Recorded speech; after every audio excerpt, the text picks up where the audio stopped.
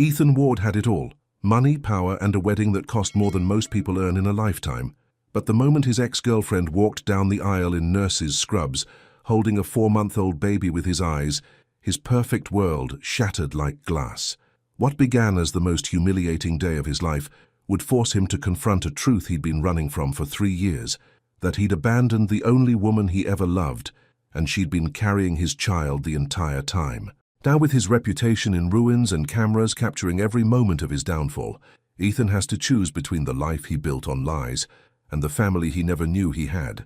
This is a story about second chances, redemption, and discovering that sometimes you have to lose everything to find what truly matters. Subscribe and comment below. Have you ever had to choose between what looks good and what's actually real? Because this story is about to show you the price of that choice. The morning sun poured through the tall windows of the Charleston estate like liquid gold. Ethan Ward stood in front of a gilded mirror, fumbling with his bow tie for the 3rd time. His hands wouldn't stop shaking. "You look like you're about to pass out," his best man, Marcus, said from the leather chair behind him. Marcus was grinning, one leg crossed over the other, completely relaxed in his tuxedo. "I'm fine." Ethan's voice came out tight. "That's what they all say right before they hit the floor." Marcus stood and walked over, gently pushing Ethan's hands away.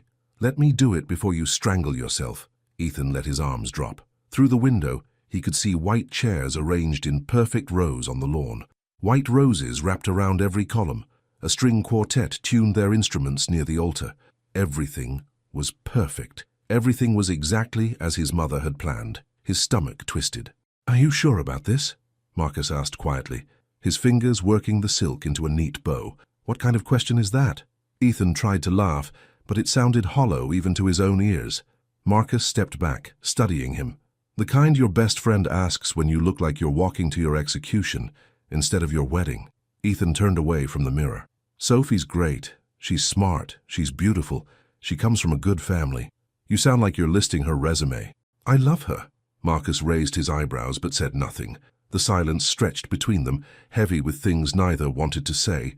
A knock at the door saved them both. Ethan's mother swept in without waiting for an answer. Eleanor Ward was 60, but looked 10 years younger, her silver hair styled in an elegant twist, her cream dress flowing behind her like she was royalty. "Ethan, darling, it's almost time." She crossed the room and adjusted his collar, even though Marcus had already fixed it. "You look so handsome. Your father would have been so proud." Ethan's chest tightened at the mention of his father. 3 years gone, and the absence still felt fresh. "The guests are all seated," his mother continued, stepping back to examine him like he was a painting she'd commissioned. "The Harrisons are here, and the Montgomerys. And, oh, Senator Bradshaw made it after all. This is going to be the event of the season." "Mom," Ethan caught her hand. "It's not a business deal, it's a wedding." Her smile didn't waver, but something flickered in her eyes. "Of course, dear, but there's nothing wrong with making the right impression." She kissed his cheek, leaving a faint lipstick mark that she immediately wiped away with her thumb. "Your life is just beginning. Everything you've worked for, everything your father built, it all comes together today." She left in a cloud of perfume, and Ethan felt the weight of her words settle on his shoulders like a cape made of lead. "Ready?" Marcus asked. Ethan looked at himself one more time in the mirror. The man staring back looked successful, confident, like he had everything figured out. He wished that were true. The ceremony began right on schedule. Ethan stood at the altar, his hands clasped in front of him, trying to focus on the minister's words. The crowd behind him was a blur of expensive suits and designer dresses. He could feel hundreds of eyes on his back. The string quartet began playing. Everyone stood. Sophie appeared at the end of the aisle on her father's arm, and Ethan's breath caught. She looked stunning in her white gown, her dark hair swept up, a veil flowing behind her like a dream. She smiled at him, that practiced, perfect smile that had graced a dozen magazine covers. This was right. This was what he wanted. Wasn't it? Sophie's father placed her hand in Ethan's. Her fingers were ice-cold despite the warm June air. "Dearly beloved," the minister began, his voice carrying across the lawn, "we are gathered here today to witness the union of—" The heavy wooden doors at the back of the estate burst open. Every head turned. A woman stood in the doorway, backlit by the sun. She wore blue scrubs and white sneakers. Her hair was pulled back in a simple ponytail. And in her arms, she held a baby wrapped in a yellow blanket. Ethan's heart stopped. Time seemed to slow down as she walked down the aisle. Not rushed, not dramatic, just steady, purposeful steps that echoed on the stone pathway. The guests gasped and whispered, but she kept her eyes locked on Ethan. He knew that face. God, he knew that face. Naomi. She stopped a few feet from the altar. The baby in her arms stirred, tiny fists waving in the air. "I'm sorry to interrupt." Her voice was calm, steady, even as her hands trembled slightly. "But you should meet your son." The world exploded into chaos. Sophie's hand ripped away from his. His mother stood up from her seat, her face going white. Marcus grabbed Ethan's shoulder, but Ethan couldn't move, couldn't breathe. Naomi stood there holding the baby out slightly, like an offering, like proof. "What is this?" Sophie's voice cut through the noise, sharp as glass. "Ethan, what is she talking about?" He couldn't find words. His mouth opened, but nothing came out. "His name is Isaiah," Naomi continued, her eyes never leaving Ethan's face. "He's 4 months old, and he deserves to know his father." The baby, Isaiah, made a small sound, and Ethan's eyes dropped to the tiny face peeking out from the blanket. Dark curls, smooth brown skin, and eyes. Those eyes. They were his eyes. The same grey-blue his father had passed down to him. The same eyes Ethan saw in the mirror every morning. "This can't be happening," Ethan whispered. "Get her out of here." His mother's voice rang out. "Someone call security." But Naomi didn't move. She stood there with quiet dignity, even as camera phones appeared in the crowd, even as reporters at the back began pushing forward for a better view. "I tried to reach you," Naomi said softly, speaking only to Ethan now, as if they were the only two people in the world. "So many times. Your assistant blocked my calls. Your lawyers sent cease and desist letters. But he's your son, Ethan, and he deserves better than this." Sophie stepped between them, her face twisted with rage. "You're lying. You're just some—" The sound of Sophie's hand connecting with Ethan's face echoed across the silent lawn. His cheek burned. The crowd gasped again. Someone's phone clattered to the ground. "Sophie," he started. "Don't." She held up one perfectly manicured hand, tears streaming down her face, ruining her makeup. "Don't you dare say my name." She gathered her dress and ran back down the aisle, her bridesmaids scrambling after her. Ethan stood frozen, his cheek still stinging, his whole world tilting sideways. He looked at Naomi again, really looked at her. She'd always been beautiful, but motherhood had softened something in her face, made her eyes deeper, more tired, more real. 3 years. It had been 3 years since he'd seen her. 3 years since the worst fight of his life, when she'd begged him to stay, and he'd chosen a business trip to Singapore instead. 3 years since he'd told her they wanted different things. 3 years since he'd walked away and convinced himself it was for the best. Naomi. Her name fell from his lips like a prayer or a curse. He wasn't sure which. "I don't want your money," she said quietly. "I don't want anything from you except for Isaiah to know who his father is. That's all I came here for." His mother appeared at his side, her fingers digging into his arm like claws. "Ethan, don't say another word. Our lawyers will handle this. This woman is clearly—" "Mrs. Ward." Naomi's voice was polite but firm. "With respect, this isn't about lawyers. This is about a child. You have no proof. I have plenty of proof. Medical records, text messages I sent before I was blocked, photos." Naomi shifted Isaiah in her arms, and the baby made another small sound. "But I didn't come here to fight. I came here because every child deserves to know both their parents." She looked at Ethan one more time, and he saw something in her eyes he couldn't name. Not anger, not triumph, something sadder. "I'm sorry I ruined your wedding," she said, "but I'm not sorry he knows now." She turned and walked back down the aisle, her sneakers squeaking slightly on the stone. The crowd parted for her like a wave. Camera flashes erupted from every direction. Reporters shouted questions. Ethan watched her go, his feet glued to the ground, his heart hammering in his chest. Marcus touched his shoulder. "Ethan, buddy, you okay?" No, he wasn't okay. Nothing would ever be okay again, because somewhere deep in his chest, beneath the shock and the fear and the humiliation, was a tiny spark of something else. Recognition. That baby had his eyes.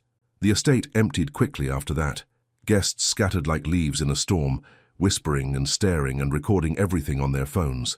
Ethan stood in the foyer, watching through the window, as Naomi drove away in an old Honda that had seen better days. "We need to do damage control."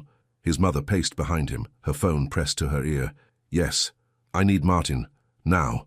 I don't care if he's in court. Ethan barely heard her. Are you listening to me? She grabbed his arm again, forcing him to face her. This is a disaster. We need to release a statement, deny everything, call her a liar looking for money. We can... What if she's not lying? His mother's face froze. What? What if it's true? Ethan's voice came out rough, broken. What if that's my son? Don't be ridiculous. That woman is clearly running some sort of scam. She probably saw your engagement announcement and thought she could cash in. It's textbook gold digging. She said she tried to contact me. Ethan pulled away from his mother's grip. She said my assistant blocked her. Your assistant works for me, I would have known. Something cold slithered down Ethan's spine. Would you? His mother's expression shifted just for a second. Guilt? Anger? He couldn't tell. I did what I had to do, she said finally, lifting her chin. You were building your company. You had just closed the Henderson deal. You didn't need some distraction from your past trying to derail everything you'd worked for. The room spun. You knew? Ethan's voice dropped to a whisper. You knew she was trying to reach me? She sent some rambling emails about being pregnant. Clearly an attempt to trap you. I protected you, Ethan. That's what mothers do. Protected me? The words exploded out of him. You kept me from knowing I might have a child. Don't be dramatic. You don't even know if it's yours. He has my eyes. Ethan's voice cracked. Did you see him? He has Dad's eyes. His mother's face went hard. Lots of babies have blue eyes. It means nothing. Now we need to focus on fixing this mess before... Get out, she blinked. Excuse me? Get out of my house. Now. Ethan, don't be foolish. Get out. His mother stared at him like he'd slapped her. For a long moment, neither of them moved. Then she straightened her shoulders, grabbed her purse, and walked to the door. You're making a mistake, she said without turning around. That woman will destroy everything you've built, everything your father wanted for you. The door closed behind her with a soft click. Ethan stood alone in the foyer of his estate, surrounded by wilting flowers and half-eaten appetizers and the ruins of the life he'd thought he wanted. His phone buzzed, then again, and again. Text messages flooded in, voicemails piled up, social media notifications exploded. He pulled out his phone with shaking hands. The headlines were already everywhere. Tech millionaire's wedding interrupted by baby drama, Ethan Ward's secret love child scandal, wedding crasher claims billionaire's baby. There were photos, so many photos. Naomi walking down the aisle, the baby in her arms, Sophie slapping him, his mother's horrified face, his entire life exposed and dissected for the world's entertainment. Ethan sank onto the marble floor, his back against the wall, his tuxedo still perfect, his bow tie still straight. Somewhere out there was a woman he'd once loved more than anything, and a baby who might be his son. He'd spent 3 years trying to forget Naomi Brooks, 3 years building a life that looked successful from the outside, 3 years convincing himself he'd made the right choice, and it had all fallen apart in less than 5 minutes. His phone buzzed again. Another message. Another headline. Another piece of his privacy torn away. But beneath all the noise and chaos and fear, one thought kept circling through his mind, relentless and unavoidable. What if she's telling the truth? What if I'm a father? What if I just watched my son drive away? Ethan pulled up Naomi's old contact information, his finger hovering over the call button. His heart pounded. His hands shook. He pressed call. It rang once, twice, 3 times. Voicemail. Naomi? His voice cracked. It's me. I don't know what to say. Please call me back. I need to know. I need to... He couldn't finish, couldn't find the words. He hung up and let his phone fall from his hand. Outside, the sun was setting, painting the sky in shades of orange and pink. Beautiful, perfect, like nothing had happened, like the world hadn't just ended. Ethan closed his eyes and saw those grey-blue eyes staring back at him. Innocent, unknowing, his. God, he whispered to the empty room. What have I done? No answer came. Just silence and the sound of his phone buzzing with messages he couldn't bear to read. The night stretched ahead of him, dark and endless. And somewhere out there, Naomi was putting a baby to bed. A baby who might never know his father's name. Unless Ethan found the courage to face the truth he'd been running from for 3 years. The truth that loving Naomi Brooks had been the easiest thing he'd ever done. And losing her had been the biggest mistake of his life. Naomi's apartment was small. 1 bedroom, a tiny kitchen, a living room barely big enough for a couch and a crib. But it was clean, and it was hers, and most importantly, it was quiet. She locked the door behind her and leaned against it, her whole body shaking. Isaiah stirred in her arms, making small, fussy sounds. She looked down at him, and the tears she'd been holding back finally spilled over. "I'm sorry, baby," she whispered, kissing his forehead. "I'm so sorry you had to be part of that." She'd known it would be bad. She'd prepared herself for shock, for anger, for denial. But actually standing there, watching Ethan's face go pale, hearing that woman scream, feeling hundreds of eyes judging her, nothing could have prepared her for that. Her phone buzzed in her pocket. She pulled it out with one hand, still holding Isaiah with the other. 17 missed calls, 32 text messages. Her social media notifications had exploded into the thousands. She turned the phone off and set it on the counter. Isaiah started crying in earnest now, his little face scrunching up, turning red. Naomi carried him to the nursery, really just a corner of her bedroom with a crib and a changing table, and laid him down gently. "I know, sweetie.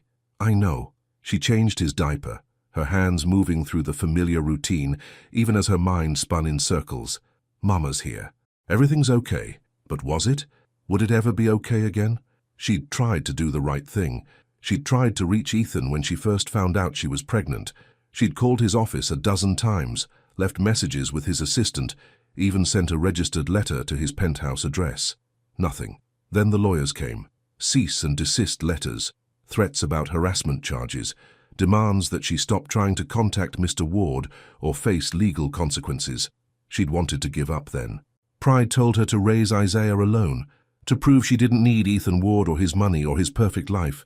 But every time she looked at her son, she saw those eyes, Ethan's eyes, and she knew, no matter how much it hurt, no matter how much easier it would be to just disappear, Isaiah deserved to know his father. So she'd waited. She'd worked double shifts at the hospital, saved every penny, kept her head down. And when she saw the wedding announcement in the paper, something inside her snapped. This was her last chance. Once Ethan married someone else, once he started a new family, Isaiah would never fit into that picture. He'd always be the secret, the scandal, the mistake. She couldn't let that happen. So she'd put on her scrubs straight from her shift, bundled up Isaiah, driven to that fancy estate, and walked through those doors with her heart in her throat. And now, it was done. For better or worse, Ethan knew. Isaiah's crying softened as she rocked him, humming a lullaby her grandmother used to sing. Slowly, his eyes drifted closed. She laid him in his crib and stood there for a long moment, just watching him sleep. He was so beautiful, so perfect, and he was hers. A knock at the door made her jump. She froze, her heart racing. It was almost 9 at night. Who would— "Naomi, it's me, Malik." She exhaled and walked to the door, checking the peephole before unlocking it. Dr. Malik Turner stood in the hallway, still wearing his scrubs from the hospital, holding a bag from the Chinese place down the street. His face was creased with worry. "I saw the news," he said softly. "Are you okay?" Naomi shook her head, and that was all it took. The tears came again, hard and hot and impossible to stop. Malik stepped inside, set the food down, and pulled her into a hug. "I've got you," he murmured. "It's okay. Let it out." They'd been friends since nursing school, back when life was simpler, when her biggest worry was passing pharmacology exams, not whether the father of her child would acknowledge his existence. Malik had been there through the pregnancy, through the labor, through every sleepless night since. "I didn't know what else to do," Naomi sobbed into his shoulder. "I tried everything else. I just wanted him to know. Isaiah deserves—" "I know," Malik rubbed her back. "You did the right thing." "Did I? His whole wedding fell apart. That woman slapped him. There were cameras everywhere." She pulled back, wiping her eyes. "What if I just made everything worse?" "You gave your son a chance to know his father. That's not making things worse. That's being brave." Naomi let out a shaky laugh. "I don't feel brave. I feel terrified. That's what brave is."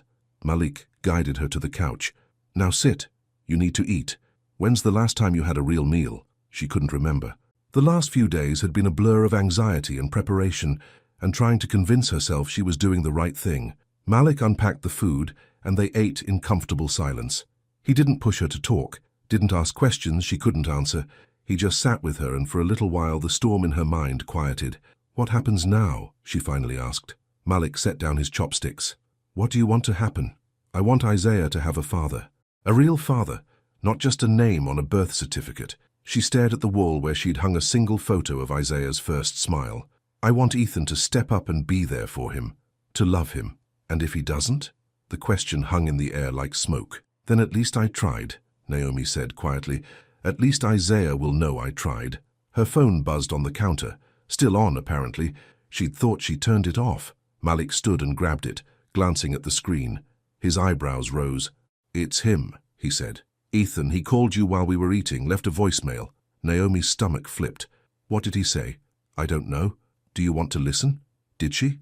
Part of her wanted to throw the phone out the window, to pretend this whole day hadn't happened, to go back to the simple life where it was just her and Isaiah against the world. But she couldn't. Not anymore. Put it on speaker, she said.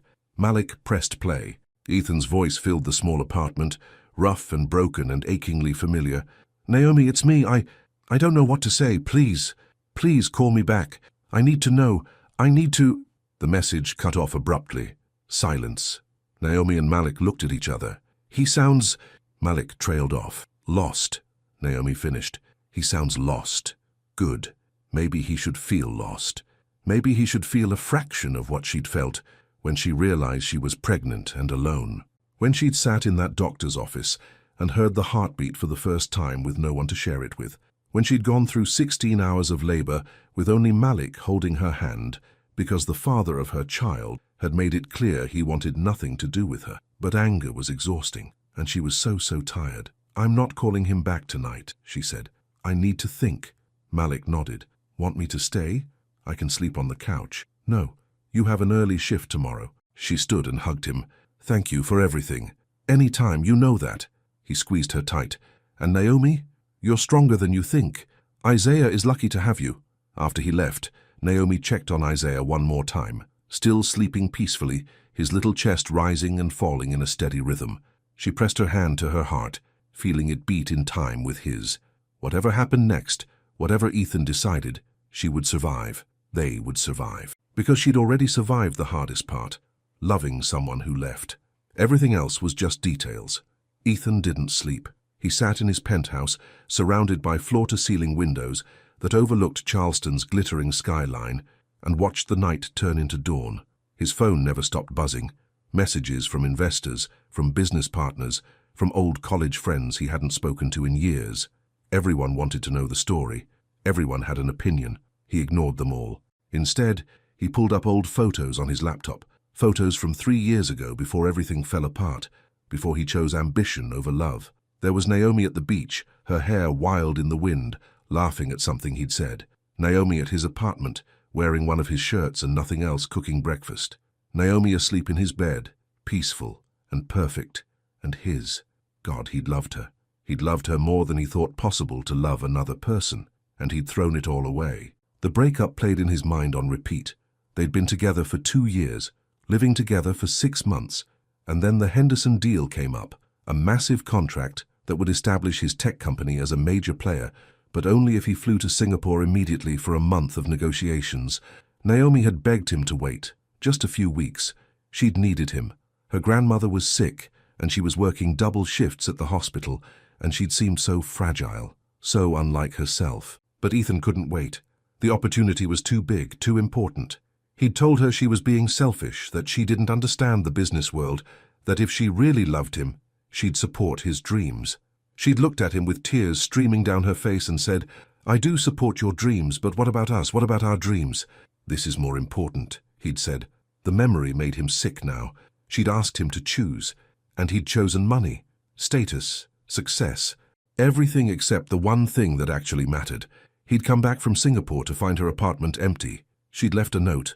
I can't be with someone who doesn't choose me. I'm sorry. I love you. Goodbye. He'd tried calling. She'd blocked him. He'd tried showing up at the hospital. She'd asked security to escort him out, so he'd given up. Convinced himself it was for the best. Thrown himself into work.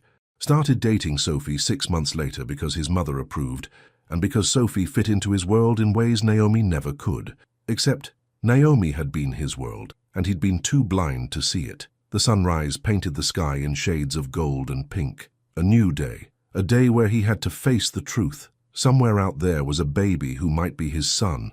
A baby he'd never held, never seen, never even known existed, because his mother had kept it from him. The anger burned in his chest, hot and righteous. He'd always let his mother control too much of his life, always deferred to her judgment, her plans, her vision of who he should be. No more. Ethan stood, his body aching from sitting in the same position all night. He showered, changed into jeans and a simple t-shirt, the first time he'd worn casual clothes in months, and grabbed his keys. He had Naomi's old contact information. The hospital where she'd worked 3 years ago was still in his phone's GPS history. He would find her. He would see that baby, and he would face whatever truth was waiting for him. The hospital was busy, even at 7 in the morning. Ethan pushed through the revolving doors and headed straight for the information desk. "I'm looking for Naomi Brooks," he said to the elderly volunteer behind the counter. "She's a nurse here." The woman's eyes went wide. She recognized him. Of course she did. His face was probably plastered all over the news. I'll check," she stammered, typing into her computer. "Oh, Naomi Brooks isn't scheduled today. She's on leave. Can you tell me when she'll be back? I'm not supposed to give out employee information." Ethan leaned forward, trying to keep his voice calm. "Please, I just need to talk to her. It's important." The volunteer glanced around nervously, then lowered her voice. "Look, I saw the news. I don't know what's going on between you two, but that woman has been nothing but kind to everyone here. So if you're here to cause trouble, I'm not. I promise. I just want to talk to her." The woman studied him for a long moment, then sighed. She worked the overnight shift yesterday, clocked out around 6 a.m., went straight to, well, you know where she went. To his wedding. Ethan's chest tightened. She'd worked all night and then drove straight to confront him. How exhausted must she have been? How scared? "Thank you," he said softly. He turned to leave and nearly crashed into a tall black man in scrubs. The man caught his arm, steadying him, and Ethan looked up into a face that was distinctly unfriendly. "Ethan Ward," the man said. It wasn't a question. "Yes, and you are?" "Dr. Malik Turner, Naomi's friend." He crossed his arms. "What are you doing here?" "Looking for Naomi. She doesn't want to see you." "How do you know?" "Because she spent most of last night crying. Because your family tried to have her arrested. Because you made it very clear 3 years ago that she wasn't worth your time." Malik's voice was low, controlled, but Ethan could hear the anger underneath. "So why don't you do everyone a favor and go back to your fancy life? That baby is named Isaiah. He's 4 months old. He likes when Naomi sings to him. He's just started laughing. And he's been doing just fine without you." Each word was a knife. Ethan absorbed them all, deserved them all. "I didn't know," he said quietly. "About the pregnancy. About him. My mother. She kept it from me. She blocked Naomi's calls." Malik's expression shifted slightly. Not softening exactly, but something less hostile. "And if you had known, would you have cared, or would you have sent more lawyers?" "I don't know," Ethan admitted. "I'd like to think I would have done the right thing. But 3 years ago, I wasn't a good man. I chose my company over the woman I loved. I chose money over everything that mattered. And now I want a chance to fix it. I want to know my son. He swallowed hard. "I want to be better than I was." Malik studied him for a long moment. Then he pulled out his phone, typed something, and showed Ethan the screen. An address. "She lives in a small apartment on the east side," Malik said. "Building's not great. Neighborhood's rough, but it's what she can afford on a nurse's salary while raising a baby alone." He let the words sink in. "If you show up there, you better be serious. She's been through enough. That little boy has been through enough. If you're just going to disappoint them, I won't." "Good." Malik pocketed his phone. "Because if you do, you'll have to answer to me. And I've got a lot of friends in this hospital who care about Naomi. We won't let you hurt her again." He walked away before Ethan could respond. Ethan stood in the middle of the hospital lobby, surrounded by people rushing to appointments and emergencies, and felt smaller than he'd ever felt in his life. He pulled out his phone and typed the address into his GPS. 20-minute drive. His hands were shaking again. What would he say? How could he possibly make this right? But he had to try. For Isaiah, for Naomi, for the man he wanted to become. Ethan walked back to his car, got in and started the engine. The GPS lady's voice gave him directions in a calm, neutral tone, as if she were leading him to a business meeting and not to the moment that would define the rest of his life. As he drove through Charleston streets, leaving behind the wealthy neighborhoods and heading toward the rougher parts of town, Ethan thought about his father. His dad had been a good man, honest, fair. He'd built his wealth slowly, carefully, always putting family first. He'd have been disappointed in the man Ethan had become, the man who chose success over love, the man who let his mother control his life, the man who abandoned the woman carrying his child. I'm going to do better, Dad, Ethan whispered to the empty car. I promise I'm going to fix this. The GPS announced his arrival. Ethan parked on the street and looked up at the building. Malik was right. It wasn't much. Peeling paint, rusty fire escapes, a broken security door that hung open. This was where Naomi lived, where she'd been raising his son, while he'd been in his penthouse with heated floors and a private elevator. Shame washed over him, hot and terrible. He climbed the stairs to the third floor, found apartment 3C and stood in front of the door. He could hear movement inside, a baby crying. Naomi's voice, soft and soothing. His son. That was his son crying. Ethan raised his hand and knocked. The sounds inside stopped. Footsteps approached. The peephole darkened as someone looked through. A long pause. Then the door opened. Naomi stood there, holding Isaiah in her arms. She wore sweatpants and an oversized t-shirt. Her hair was pulled back in a messy bun. No makeup, exhaustion written in every line of her face. She was the most beautiful thing he'd ever seen. "Ethan," she said quietly. "Hi." His voice cracked. Can we talk?" She looked at him for a long moment. Then she stepped back and let him inside. And everything changed. The apartment was smaller than any place Ethan had lived since college. The living room was barely 10 feet across, with a worn couch, a coffee table covered in baby bottles and folded laundry, and a crib in the corner decorated with stars. The walls were bare except for a few photos, Naomi holding a tiny newborn in the hospital, Isaiah's first smile, a picture of an elderly woman Ethan recognized as Naomi's grandmother. It was humble, it was cramped, but it was filled with love. He could feel it in every corner. Naomi closed the door behind him and stood there, Isaiah still in her arms.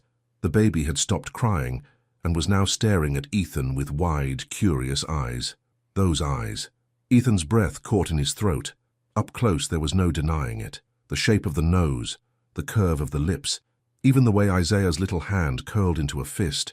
It was all familiar, like looking at his own baby photos. "Do you want to sit?" Naomi asked. Her voice was carefully neutral. "Yeah, thank you." They sat on opposite ends of the couch, an ocean of space between them. Isaiah made a small cooing sound and reached toward a stuffed elephant on the coffee table. "He likes elephants," Naomi said softly. "I don't know why, but whenever he's fussy, I show him that toy and he calms down." Ethan didn't know what to say to that, didn't know how to respond to this tiny detail about a child he'd never met. "How did you find me?" Naomi asked. "The hospital. And then, a friend of yours, Dr. Turner." Naomi's eyebrows rose. "Malik gave you my address?" "After making it very clear what would happen if I hurt you again." Ethan tried to smile, but it felt wrong on his face. "He's a good friend. The best." Naomi shifted Isaiah to her other arm. "So, you're here. What do you want, Ethan?" "Everything. Nothing. A chance to undo the last 3 years. I want to know the truth," he said finally. "Is he mine?" Naomi's jaw tightened. "I wouldn't have shown up at your wedding if he wasn't." "I know, I need to hear it." "Yes." She looked him straight in the eye. "Isaiah is your son. I found out I was pregnant 2 weeks after you left for Singapore. I tried to tell you. I called your office every day for a week. I sent emails. I even sent a registered letter to your apartment. I never got any of it. My mother—" He stopped, shame burning in his chest. "She kept it from me. She admitted it last night."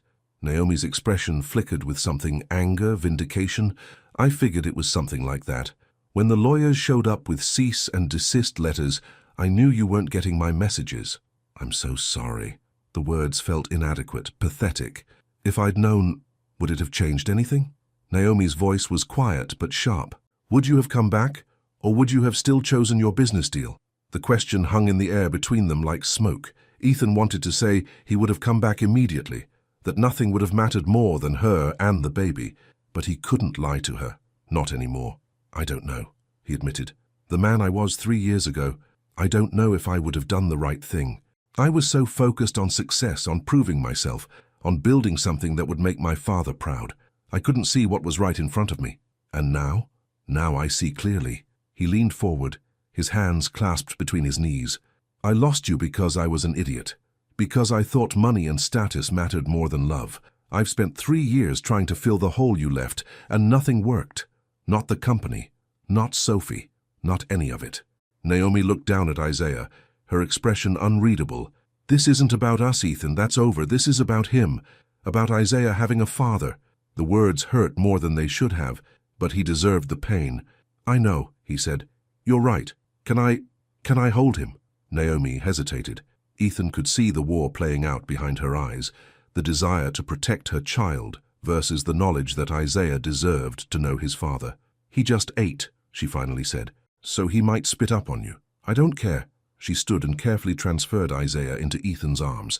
The baby was heavier than he'd expected, solid and warm and real. Isaiah looked up at him with those grey-blue eyes, his little mouth forming a perfect O. Ethan's chest tightened, his eyes burned. This was his son, his child, a piece of him and Naomi, combined into something miraculous. "Hi, Isaiah," he whispered. I'm Ethan." He couldn't say Daddy, not yet. He hadn't earned that. Isaiah made a gurgling sound and grabbed Ethan's finger with surprising strength. Such tiny fingers, perfect miniature nails, skin so soft it seemed impossible. "He's beautiful," Ethan said, his voice thick. "Naomi, he's perfect." "I know." There was pride in her voice, but also exhaustion. "He's also a terrible sleeper. He only naps for 20 minutes at a time, and he hates baths, and he screams every time I try to clip his nails." Ethan looked up at her. She was standing a few feet away, arms crossed, watching them with an expression he couldn't quite read. "You did all of this alone," he said. "I had help. Malik, my co-workers. The nurses at the hospital were amazing when I went into labor." She paused. "But yeah, mostly alone. I should have been there, but you weren't." No accusation in her voice, just fact. "And we survived." Isaiah started fussing, his little face scrunching up. Naomi immediately stepped forward and took him back, settling him against her shoulder with practiced ease. She swayed gently, humming that same lullaby from last night. Ethan watched her, and something inside him cracked open. This was what he'd walked away from. Not just Naomi, but this.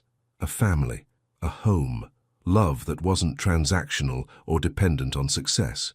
"I want to be part of his life," Ethan said. "I want to be his father, his real father, not just a name on a birth certificate or a check in the mail. I want to know him. I want him to know me."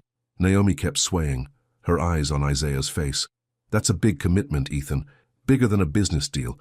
You can't just walk away when it gets hard." "I know.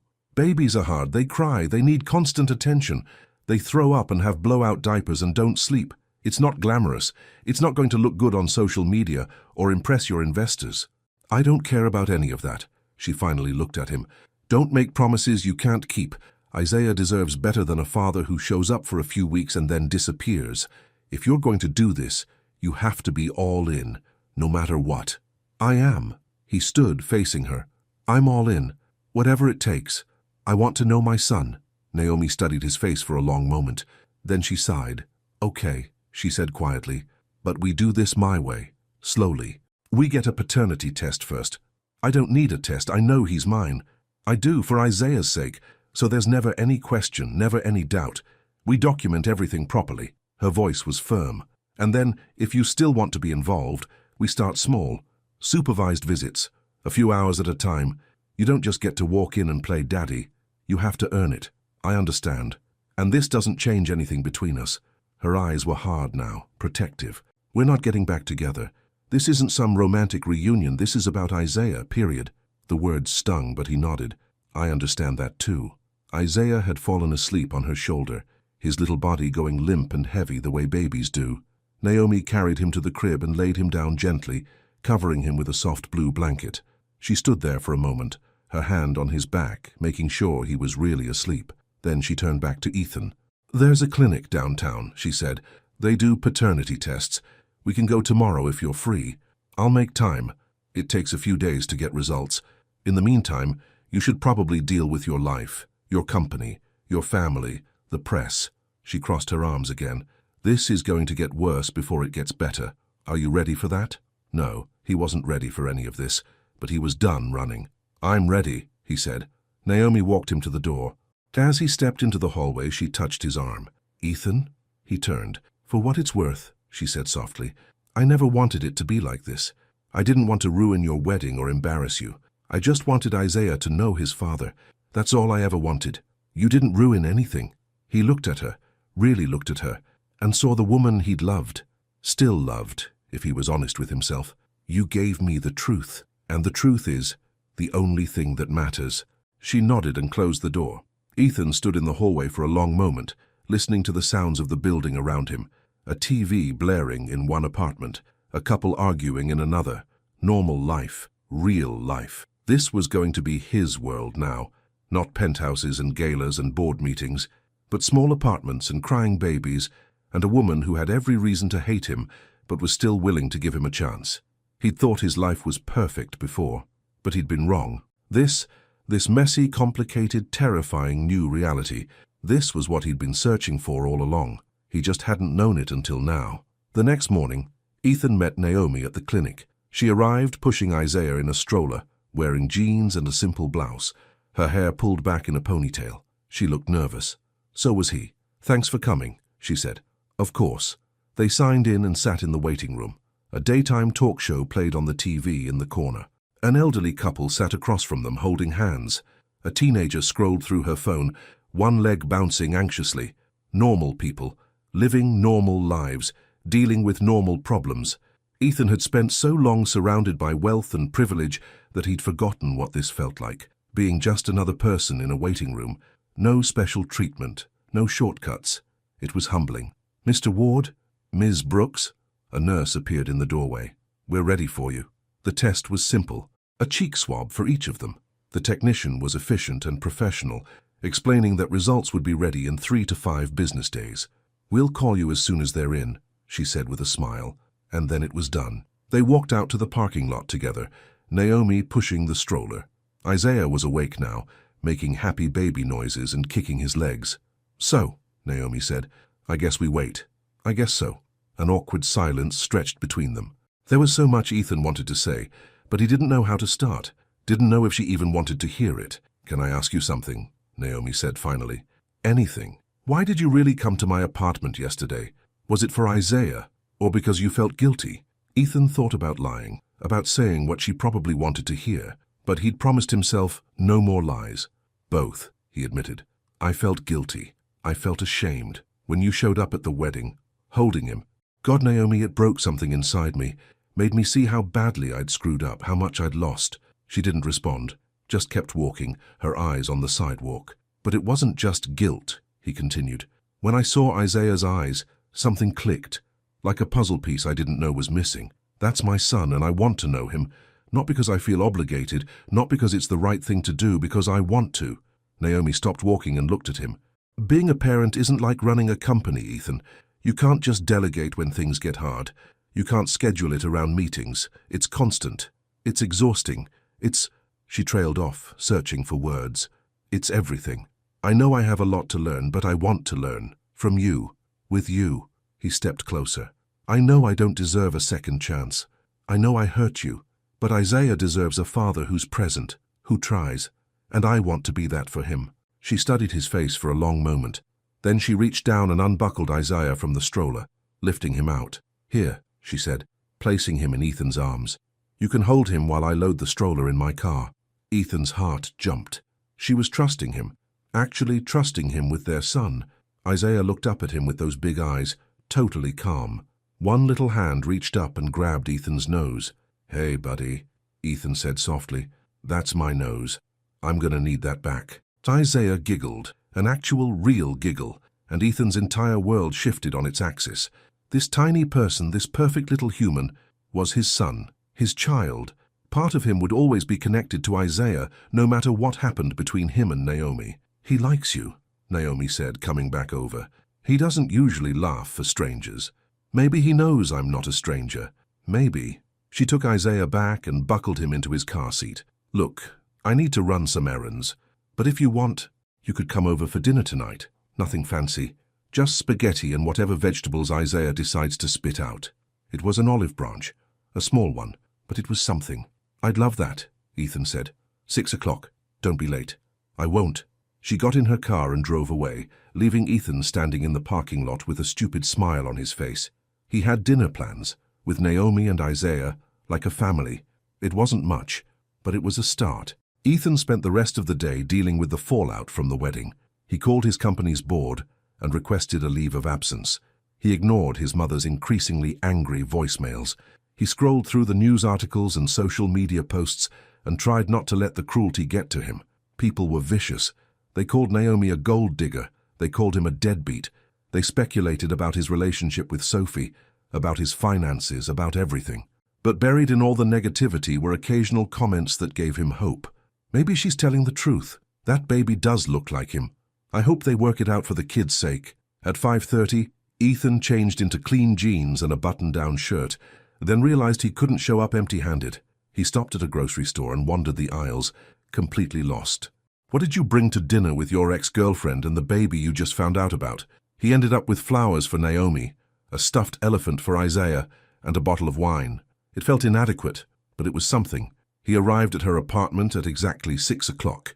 Naomi answered the door in an apron, her hair falling out of its ponytail, a smear of tomato sauce on her cheek. She looked perfect. "You're punctual," she said. "I'm impressed. I'm trying to make a good impression." Mission accomplished. She noticed the flowers and her expression softened. "These are beautiful. You didn't have to. I wanted to." She let him inside. The apartment smelled amazing. Garlic and basil and something warm and comforting. Isaiah was in a baby seat on the kitchen counter, watching Naomi cook with intense concentration. "Can I help?" Ethan asked. "You can set the table. Plates are in the cabinet next to the fridge. Silverware in the drawer by the sink." It felt domestic, normal, like they'd done this 100 times before, except they hadn't. They'd never had this. When they were together before, they'd eaten takeout in his apartment or gone to expensive restaurants. They'd never cooked together, never shared this kind of simple, everyday intimacy. He'd missed out on so much. They ate at the small kitchen table, Isaiah in his seat between them. Naomi was right. The spaghetti was simple, nothing fancy, but it was the best meal Ethan had eaten in months. "This is really good," he said. "It's just pasta." "No, I mean being here with you, with him." He looked at Isaiah, who was chewing on a plastic teething ring. "This is good." Naomi's expression softened. "Yeah, it is." After dinner, Ethan helped clean up, while Naomi gave Isaiah a bath. He could hear her laughing and talking to the baby, her voice full of love and patience. When she came back out, Isaiah was in pajamas with little elephants on them. Ethan noticed and felt absurdly pleased. "Bedtime," Naomi announced. "Say good night to Ethan, Isaiah." Ethan stood and walked over. Isaiah looked up at him with sleepy eyes and yawned, his whole face scrunching up. "Good night, little man," Ethan said softly. He hesitated, then leaned down and kissed Isaiah's forehead. The baby smelled like baby shampoo and milk and something else, something indefinable and perfect. Naomi carried Isaiah to the crib and laid him down. She turned on a small nightlight that projected stars on the ceiling and started the lullaby again. Ethan watched from the doorway, his heart full. This was what love looked like. Not grand gestures or expensive gifts, just this. A mother singing to her child, a tiny apartment filled with warmth, simple moments that meant everything. When Isaiah was asleep, Naomi joined Ethan in the living room. They sat on the couch, a careful distance between them, but closer than that morning. "Thank you for tonight," Ethan said. "You're welcome. I mean it, this was—" He searched for the right words. "This was the best night I've had in 3 years." Naomi looked at him, surprise flickering across her face. "Really? Really?" He turned to face her fully. "I've been living this life that looked perfect from the outside. Fancy apartment, successful company, beautiful fiancé. But it was empty, Naomi. Every single day felt empty, because none of it mattered without you." "Ethan, I know you said this isn't about us, and I respect that, but I need you to know—" He took a deep breath. "I never stopped loving you. Not for one day, not for 1 second. Losing you was the biggest mistake of my life, and if I could go back and do it all differently, I would in a heartbeat." Tears welled up in Naomi's eyes. "You can't just say things like that." "Why not? It's true. Because I spent 3 years getting over you." Her voice cracked. 3 years convincing myself that you didn't care, that you never really loved me, that I was better off alone. And now you show up and say all the right things, and I don't know what to believe anymore. Believe that I'm sorry. Believe that I was an idiot. Believe that I want to be better." He reached for her hand and she didn't pull away. "I don't expect you to forgive me right away. I don't expect anything. But please, just give me a chance to prove I've changed." Naomi looked down at their hands, her fingers intertwined with his. "I can't get hurt again," she whispered. "And more importantly, Isaiah can't get hurt. If you're going to do this, you have to be sure. You have to be all in, Because if you disappear, if you break your promises, it won't just break me, it'll break him too. I won't disappear, I promise. She looked up at him, searching his face. Okay, she said finally. Okay, we'll take this one day at a time. See what happens. One day at a time, he agreed. They sat there in the dim light of the apartment, hands still linked, the sound of Isaiah's soft breathing coming from the crib. And for the first time in 3 years, Ethan felt like he was exactly where he was supposed to be, home. The paternity test results came back on a Thursday afternoon. Ethan was in the middle of a conference call with his board, explaining why he needed an indefinite leave of absence, when his phone buzzed with the call from the clinic. "Gentlemen, I have to go," he said, cutting off his CFO mid-sentence. "Ethan, we're not finished discussing—" He hung up and answered the other line. "Mr. Ward, this is Dr. Chen from Charleston Family Services. Your test results are ready. Would you like me to email them or would you prefer to come in? Just tell me." His heart hammered in his chest. "Please. The results show a 99.9% probability that you are the biological father." Ethan closed his eyes. He'd known. Of course he'd known. But hearing it confirmed, hearing it stated as fact, made it real in a way nothing else had. "Thank you," he managed. "Can you send the results to both me and Ms. Brooks?" "Already done. Have a good day, Mr. Ward." Ethan sat in his penthouse office, staring at the phone in his hand. He was a father, officially, legally, undeniably. Isaiah was his son. His phone buzzed again. A text from Naomi. "Got the results. We should talk." He typed back immediately. "I can be there in 20 minutes. Make it 30. I need to process." Fair enough. She deserved time. She deserved everything. Ethan spent the next 30 minutes pacing his apartment, his mind racing. What happened now? What were the next steps? How did they tell people? How did they navigate this new reality? When it was time, he drove to Naomi's apartment, his hands gripping the steering wheel so tight his knuckles went white. She answered the door before he could knock. Isaiah was on her hip, chewing on a teething toy. "Hi," she said softly. "Hi." They stood there for a moment, just looking at each other. Then Naomi stepped back and let him in. "So," she said, sitting on the couch and settling Isaiah on her lap. "It's official." "Yeah." Ethan sat in the chair across from them, not trusting himself to sit too close. "How are you feeling?" "Honestly?" "Relieved. I know it sounds strange, but there was always this tiny part of me that worried. What if I was wrong? What if those eyes were just a coincidence? What if I'd ruined your wedding for nothing?" She kissed the top of Isaiah's head. "But I wasn't wrong. He's yours.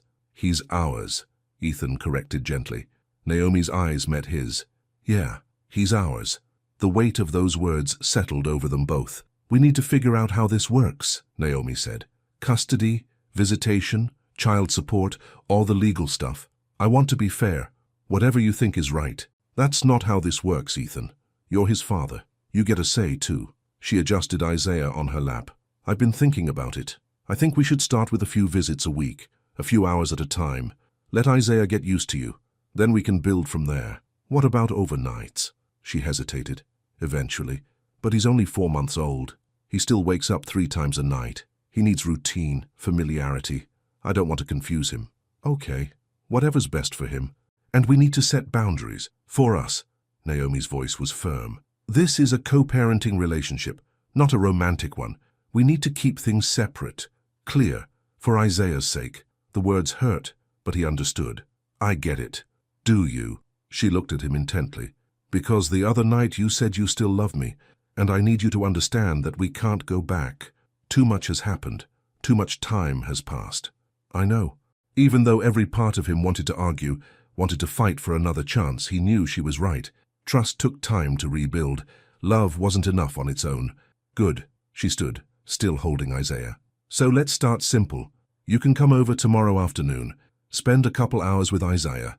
I'll be here the whole time. We'll see how it goes." "I'd like that." As Ethan stood to leave, Isaiah reached out toward him, his little hands opening and closing. Without thinking, Ethan stepped closer and let Isaiah grab his finger. "Hey, buddy," he said softly. "I'll see you tomorrow, okay?" Isaiah made a happy, gurgling sound, and Naomi smiled despite herself. "He really does like you," she said. "I think he knows." "Knows what?" "That you're his dad." The word hit Ethan square in the chest. Dad, father, the most important title he'd ever hold. "I won't let him down," Ethan said, looking at Naomi. "I won't let either of you down. Not again." "I hope not," She walked him to the door. "See you tomorrow, 2 o'clock. I'll be here." But when Ethan arrived at 2 o'clock the next day, he found Naomi's apartment door propped open and voices inside, angry voices. He pushed the door open wider and froze. Sophie stood in the middle of Naomi's living room, dressed in an elegant pantsuit, her arms crossed. Naomi held Isaiah protectively, her face flushed with anger. "You need to leave," Naomi was saying. "Now, not until we finish this conversation." Sophie's voice was cold, controlled. "You ruined my wedding. You humiliated me in front of everyone I know. You owe me. I don't owe you anything." "Yes, you do, and I'm willing to make this simple." Sophie pulled an envelope from her purse and held it out. $500,000 cash. All you have to do is disappear. Take your baby and go somewhere Ethan will never find you. Ethan's blood ran cold. What the hell is going on here? Both women turned. Sophie's expression flickered with surprise, then settled into something harder. "Ethan, I was just trying to bribe the mother of my child." He stepped inside and closed the door. "Get out, Sophie. You don't understand. I'm trying to help you. This woman is going to destroy your life." "No, you don't understand." Ethan walked over to stand beside Naomi. "That woman is the mother of my son, and you have no right to be here. No right to threaten her. No right to anything." Sophie's carefully composed mask cracked. "I gave you 3 years, Ethan. 3 years of my life. I stood by you, supported your company, introduced you to everyone who mattered, and you're throwing it all away for her? I'm not throwing anything away. I'm choosing my son. I'm choosing to be a father." He took a breath. "And for what it's worth, Sophie, you deserve better than me. You deserve someone who loves you the way you should be loved. That person was never going to be me, because you're still in love with her." It wasn't a question. Ethan glanced at Naomi, who was watching him with an unreadable expression. "Yeah, I am." Sophie laughed, a bitter, hollow sound. "Then you're both fools. You think love is enough? You think a crying baby and a tiny apartment and no money is going to make you happy? You're delusional." "Maybe," Naomi said quietly, "but at least we'll be honest. Can you say the same?" Sophie's face went white. She grabbed her purse and headed for the door, then stopped and turned back. "You'll regret this," she said to Ethan. "Both of you.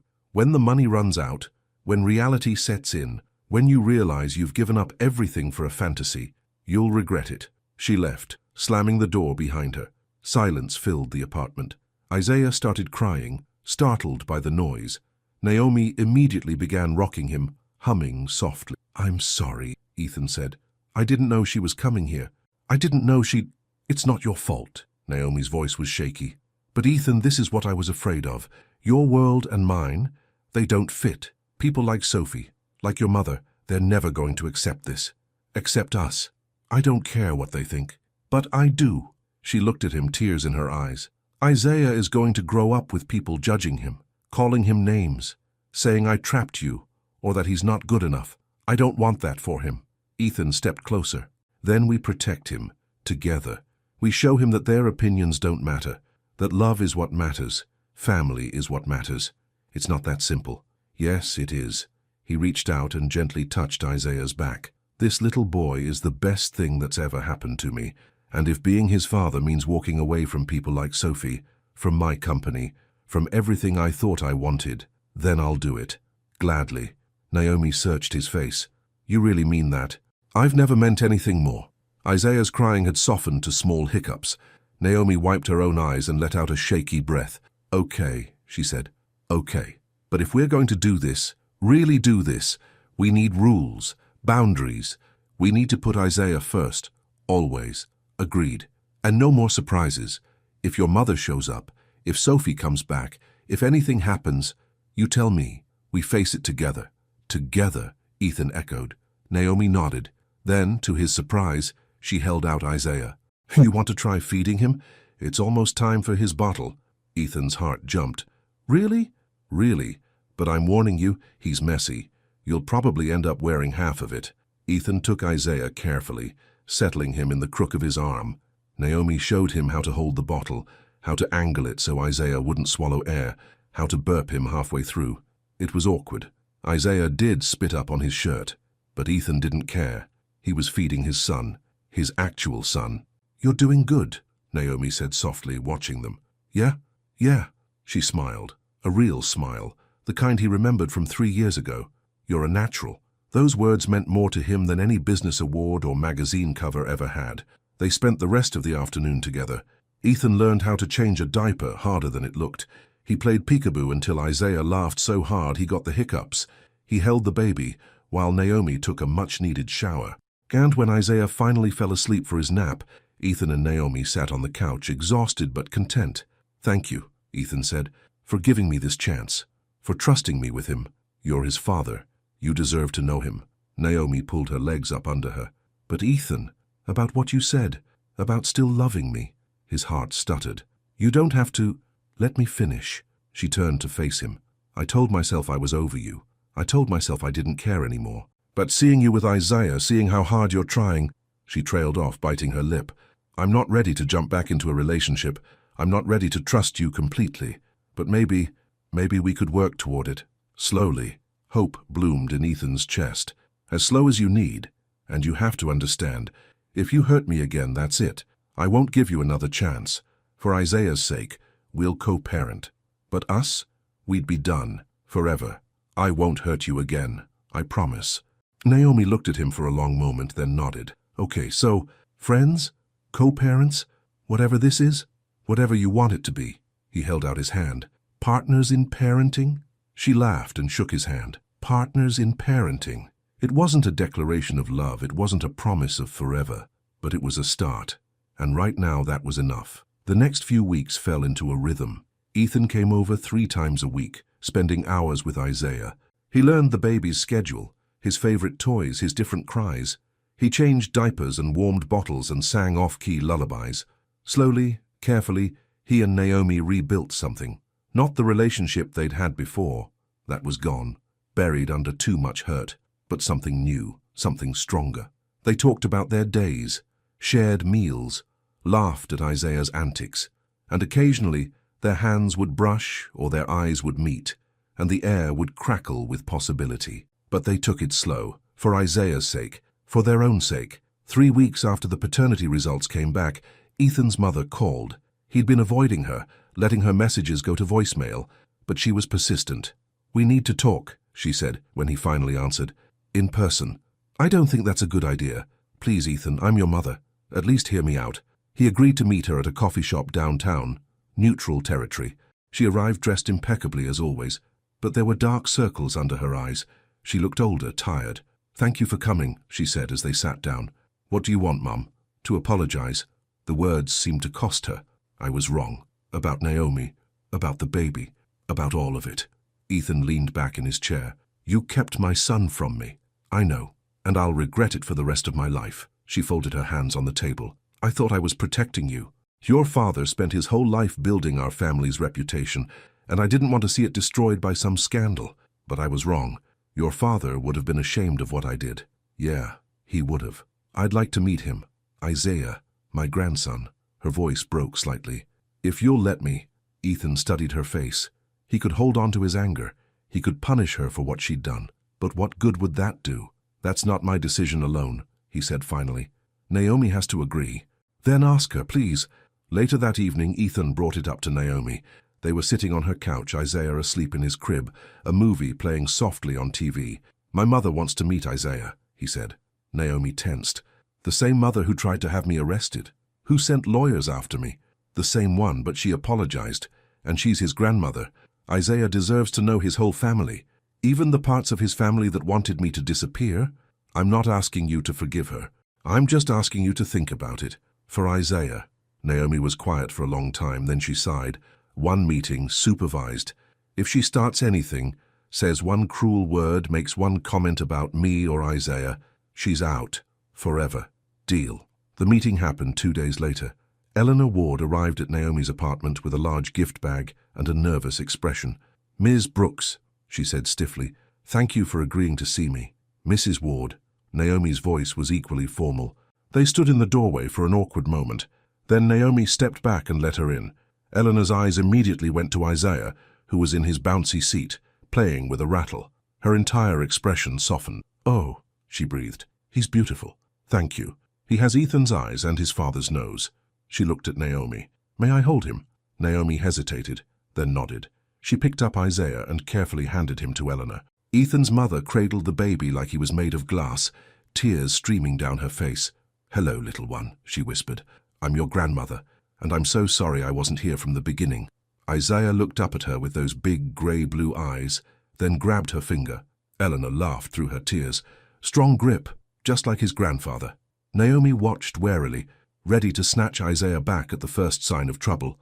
But Eleanor was gentle, kind. She cooed at Isaiah, told him stories about his grandfather, and didn't say a single cruel word. When it was time for her to leave, she turned to Naomi. "I know I can't undo what I did," Eleanor said. "I know you have every reason to hate me, but I love my son, and I already love this baby. If you'll let me, I'd like to be part of his life, part of both your lives." Naomi crossed her arms. "Why should I trust you? You shouldn't. Not yet, but give me a chance to earn it, please." Eleanor's voice was raw, honest. "I was so focused on reputation and image that I forgot what actually matters. Family, love, the real things.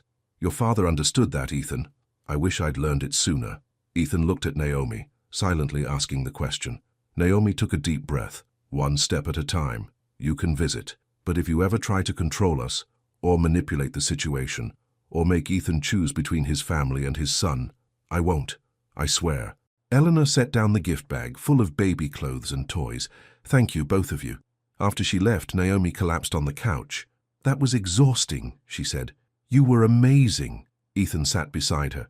"Thank you for giving her a chance." "I'm not doing it for her. I'm doing it for Isaiah. Every kid deserves to know their grandparents." She looked at him. "But if she hurts you again." "She won't. I think she's finally starting to understand." Naomi leaned her head on his shoulder, and Ethan's breath caught. It was the first time she'd touched him like this. Casual, comfortable, trusting. "This is hard," she said softly. "All of it. Co-parenting, rebuilding, figuring out who we are now. I know. But it's worth it. He's worth it." "Yeah." Ethan carefully put his arm around her. "He is." They sat like that, watching Isaiah sleep, the TV playing forgotten in the background. And for the first time in 3 years, Ethan felt complete. He had his son. He had Naomi back in his life, even if things were different now. He had a chance to be better, a chance to build something real, and he wasn't going to waste it. 6 months passed. The media frenzy died down. Ethan sold his penthouse and bought a house near Naomi's apartment, close enough to be present, far enough to respect boundaries. He scaled back his company work, promoting Marcus to CEO and taking a smaller advisory role. His priorities had shifted.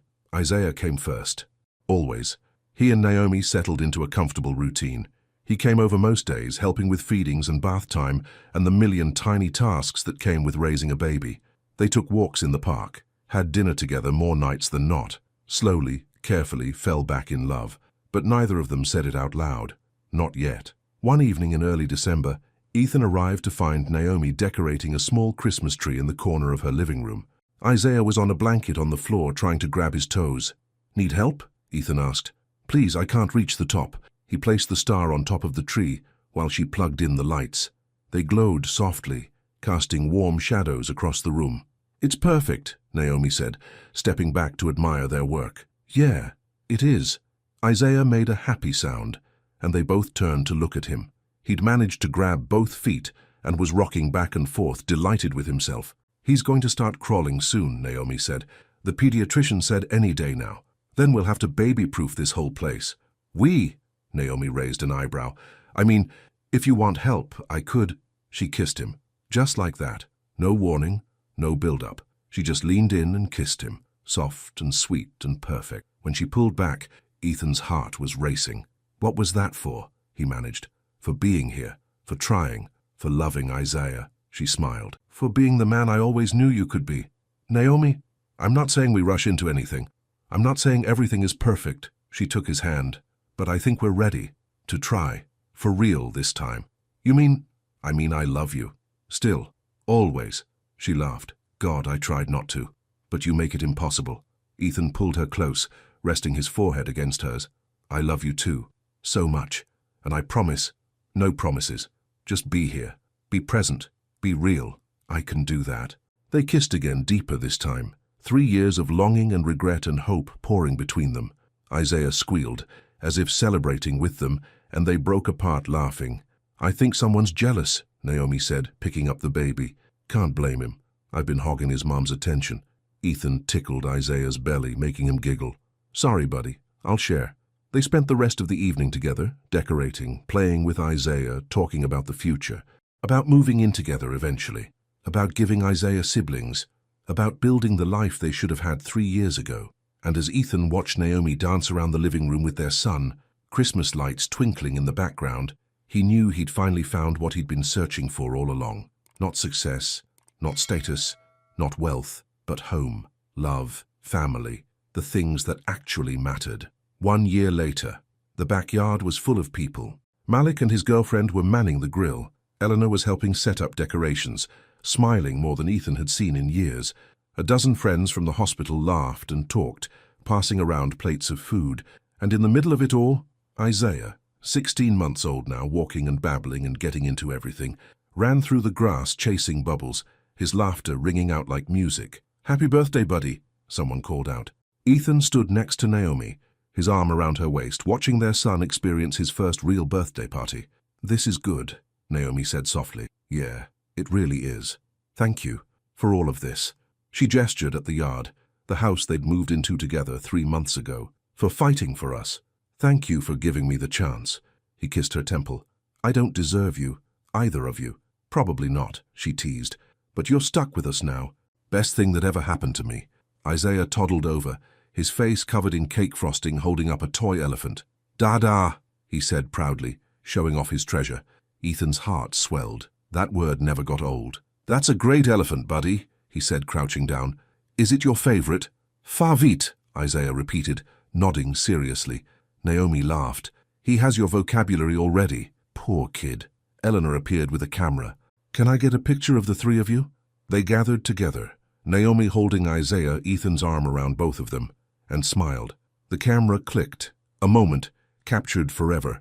A family that almost wasn't. A love that almost died. A second chance that almost never came. But they'd fought for it. Through scandal and judgment and fear. Through mistakes and apologies and hard conversations. Through sleepless nights and messy diapers. And every small, beautiful moment in between. And they'd won. As the party continued around them, Ethan pulled Naomi close and whispered in her ear, "Marry me." She pulled back, eyes wide. "What? Not now. Not today. But someday. When you're ready. Marry me. Let me spend the rest of my life proving I'm worthy of you and Isaiah." Tears filled her eyes. "Ethan, you don't have to answer now. Just think about it. Think about forever." She kissed him, soft and sweet, tasting like cake and promise. "Forever sounds pretty good," she whispered against his lips. Isaiah squealed between them, demanding attention, and they broke apart, laughing. The party went on. The sun set, painting the sky in shades of gold and pink. Friends and family surrounded them, celebrating a little boy who'd brought them all together. And as the stars began to appear above them, Ethan looked at the woman he loved and the son who'd saved him, and knew with absolute certainty this was where he belonged. Not in a penthouse overlooking the city, not in a boardroom making deals, not chasing success or status or anything else that didn't matter, but here, in this backyard, with this family, with this love. He'd found his way home, and he was never leaving again. The end.